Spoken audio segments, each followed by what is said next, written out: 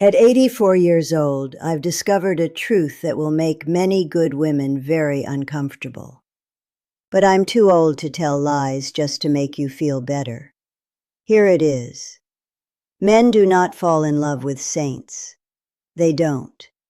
They might marry them. They might let them cook their meals.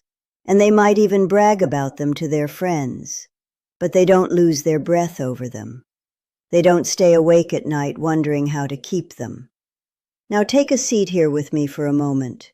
Pull up that chair. The sun is hitting my porch just right, but your heart might be feeling a bit cold if you've been doing everything right and still feeling invisible.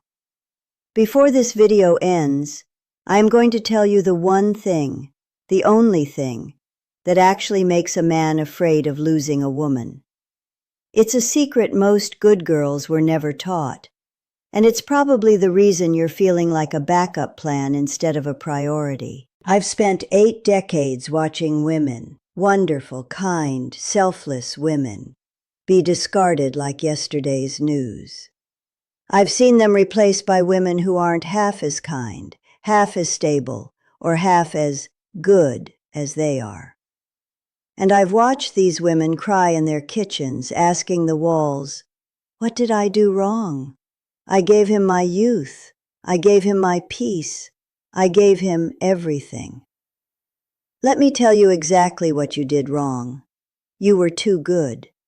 And I know that hurts to hear. It stings, doesn't it? But let me ask you something. Look me in the eyes. When was the last time he actually fought to keep you? When was the last time he felt he had to earn your attention? If you can't remember, it's because you've become part of the wallpaper. In the silent dictionary of men, too good is just another word for invisible. When you never complain, when you always understand, when you erase your own needs to keep the peace, you stop being a partner and start being furniture. Furniture is useful, it's necessary. But nobody falls in love with a sofa. They sit on it, they rest on it, and when it gets old or the fabric starts to wear, they buy a new one without a second thought. The most dangerous advice you ever heard was that you need to be his everything. His cook, his cleaner, his cheerleader, his mother. But listen to me. The more you help a man grow, the more he often feels he has outgrown you. I've seen men reach the top of the mountain using the steps you built with your own sweat, only to look down and see a ladder, not a queen. And people leave ladders behind once they reach the summit.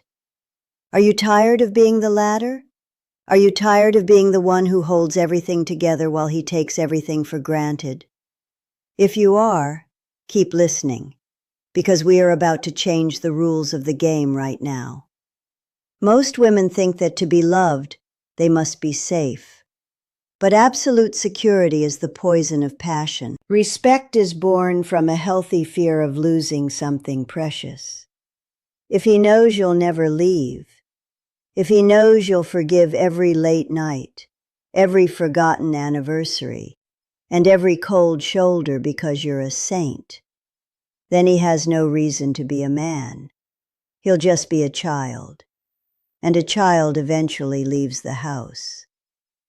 Have you ever wondered why the difficult women, the ones who aren't so nice, seem to get the most devotion? It's not because they are better than you. It's because they aren't afraid to say no. They aren't afraid to walk away. They have a fire that warms him, but also warns him. Come too close without respect and you'll get burned. You see, a man's attraction is tied to the effort he has to put in. When you remove the effort, you remove the attraction. It is a biological drive to value what is hard to obtain. By being the woman who is always there, always forgiving and always good, you have made yourself cheap in his eyes. You have become a commodity instead of a prize. I remember a friend of mine back in the 60s. She was the perfect wife. She had his slippers ready. The kids were silent. The dinner was hot, and one day he just walked out. He left her for a woman who didn't know how to boil an egg, but knew how to say, "I'm busy tonight." My friend was devastated. She felt the world had lied to her, and it had. The world told her that her value was in her service. But a woman's value is in her essence, her boundaries, and her mystery. Now, I promised I'd tell you the one thing that makes a man afraid to lose you. It's not your cooking. It's not your looks. It's your willingness to walk away and never look back. The good woman trap is the belief that loyalty means staying no matter what. No. Real power is letting him know that your presence is a privilege, not a right. When a man realizes that you love yourself more than you need him, that is the moment he starts acting like he doesn't want to lose you. It's about that shift in energy. It's the moment you stop waiting for him to choose you and you start choosing yourself. Think about the energy you put out. Is it the energy of a woman who is waiting, or the energy of a woman who is living? There is a massive difference. A woman who is living has a glow that is magnetic. A woman who is waiting has a desperation that is repellent. I'm 84. I don't have time for games, and neither do you. If this hits you where it hurts, it's because it's the wake-up call you've been praying for. I want you to reclaim your spark before it's too late. Stop asking what he wants for dinner and start deciding what you want for your life. Reclaim your friends. Reclaim your hobbies. Reclaim that look in your eye that says you belong to no one but yourself. You were born a whole person, not half of a couple. Somewhere along the way, you were taught that being good meant being small. You were taught that being saintly meant being silent. But look at the world around you. The silent are ignored. The small are stepped on. It is time to be loud, not with your voice, but with your actions. It's time to show him that you are not a permanent fixture in his life if he doesn't treat you with the reverence you deserve. I want you to imagine your life 10 years from now. If nothing changes, if you stay this good, saintly woman, where will you be? You'll be even more tired, even more invisible, and even more resentful. Resentment is a slow-acting poison. It will eat you from the inside out until there's nothing left but a shell. Don't let that be your story. It's not too late to pivot. It's not too late to set a boundary that shakes the foundation of your relationship.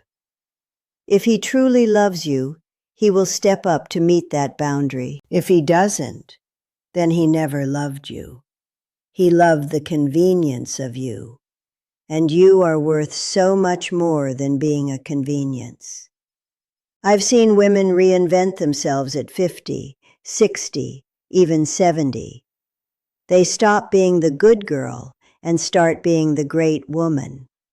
And suddenly, the world opens up to them. People look at them differently. Men look at them differently.